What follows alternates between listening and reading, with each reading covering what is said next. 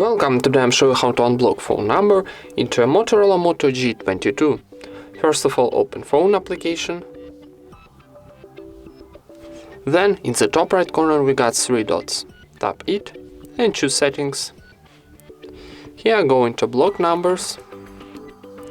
And now here I've got 2 block numbers, so for unlocking, for example, this last number, click here on the right side to cross to unblock.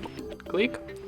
Now confirm operation, tap unblock this number, and we got success message that this number was unblocked.